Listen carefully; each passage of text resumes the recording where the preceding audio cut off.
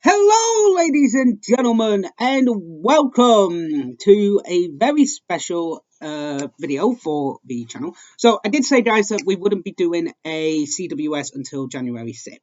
So, what I need to do is basically, I'm going to talk about some things that need improvement in the wrestling world on a whole, and some things that I've actually found really, really entertaining. And then next week, guys, I need your help with something. So, let's talk about the improvements. First things first, the whole Lana situation.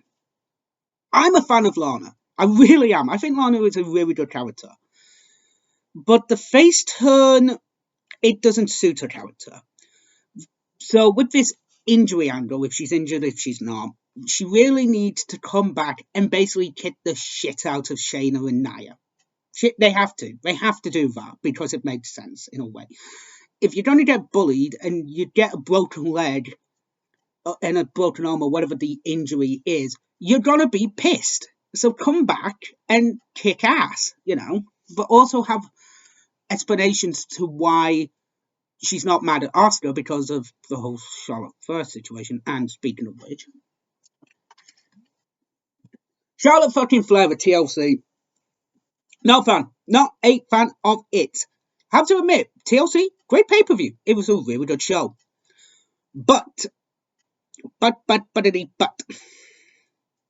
it was awful that Charlotte had to come back. Why bring Charlotte back to team with Asuka? Asuka and Charlotte should not fucking like each other, and yet here they are teaming up winning the tag titles. Makes no fucking sense. Next up, Bray Wyatt and the whole Fiend character itself.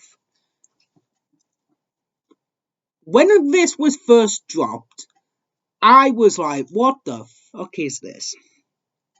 But I've really enjoyed it. I've enjoyed the whole Fiend character coming out and kicking ass. I've enjoyed it. But, oh, TLC. Why have Orton set the Fiend on fire to win the match? Fair fucks. But now where do you go with this feud? You can't go anywhere. So they bring Alexa back on Raw this past week, and that's it. Like, how are they going to bring Bray back? How are they going to bring the Fiend back? They've really put themselves into a motherfucking corner. Hopefully, Wyatt can do something about this feud because it needs something to just make it pop. But I feel like it can. It just needs time. Let's go. Well, might as well get this one out the way with Raw itself. Fuck me, Raw's been awful.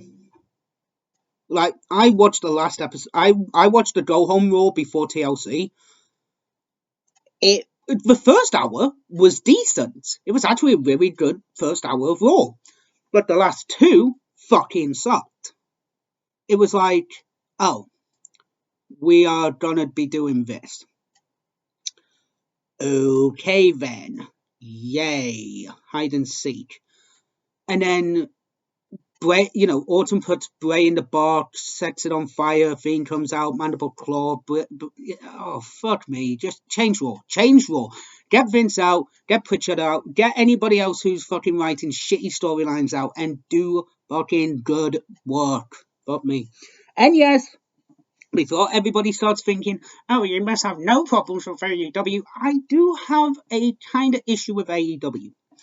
AEW's title contenders. Now, what do I mean by that? There are very little to few title contenders in AEW itself. Young Bucks have only got FTR, and at a push, SCU. At a push. They need to build more stars. They need to build more title contenders. Darby Allin, luckily Darby Allin has got, Team Taz. He's got a few other people who can feud with. So that's okay. The world title picture is very, very scary. There is Phoenix and Omega happening on the 30th, which is going to be a good match.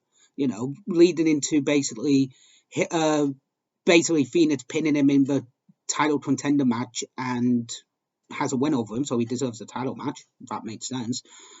But Joey Janela, don't get me wrong, I like Joey Janela. I think Joey Janela is a fucking amazing wrestler. You know, I think he's a really good hardcore guy. But you knew for a fact that Joey was not going to win the match. No offense to Joey, and I like Joey, but he wasn't going to win. He wasn't going to beat Kenny. And in his first match, you kind of need a squash, obviously, to get over the fact that he's the new champ. So it was more of a sacrificial lamb than anything else, which works, but it was a bit weird. So they really need to build contenders for the titles in 2021. And I think they can do that. Really, I just want to see the Hybrid 2 with a fucking title reign. Do it, AEW. Give them a fucking title reign. Fuck me. Anyway, let's talk about some awesome stuff that's been going on, shall we? Jon Moxley.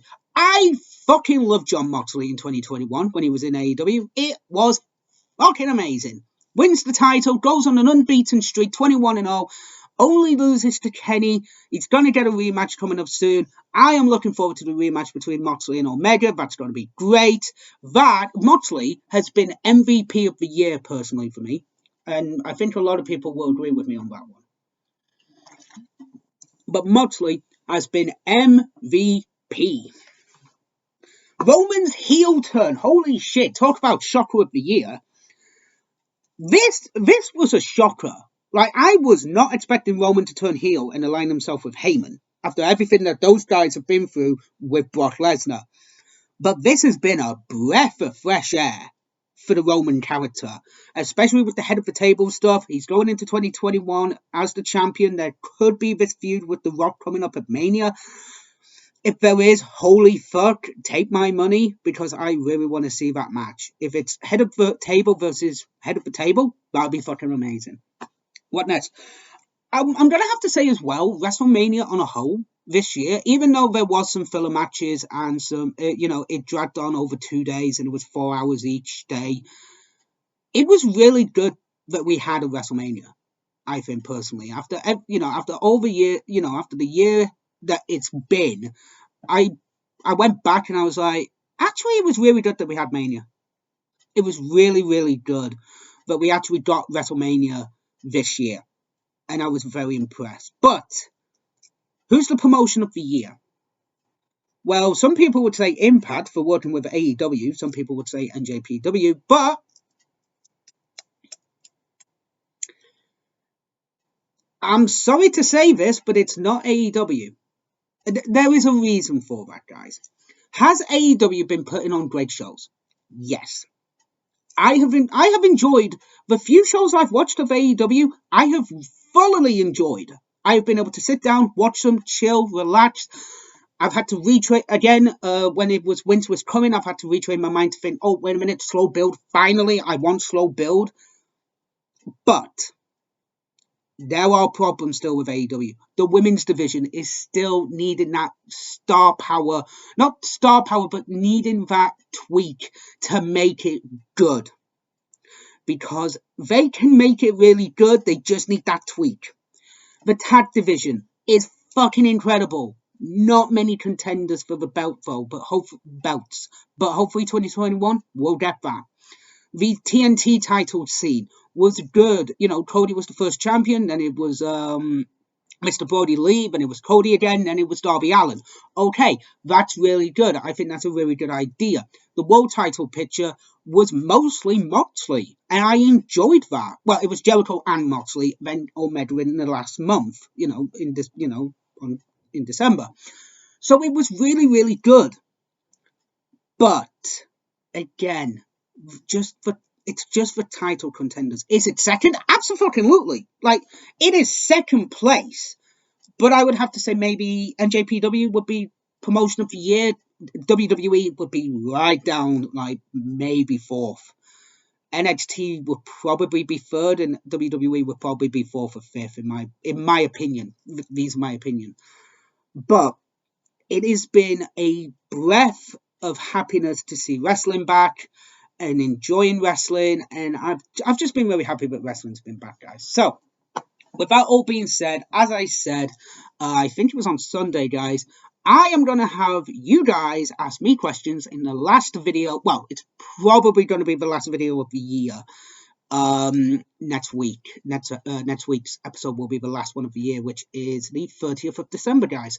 So there is a link in the description to my personal Ask FM account. If you want to ask me any question you want over the next 7 days, I will be doing a video next week, obviously. If you guys want to ask me any questions, I will write them down and I will answer them next week in the video.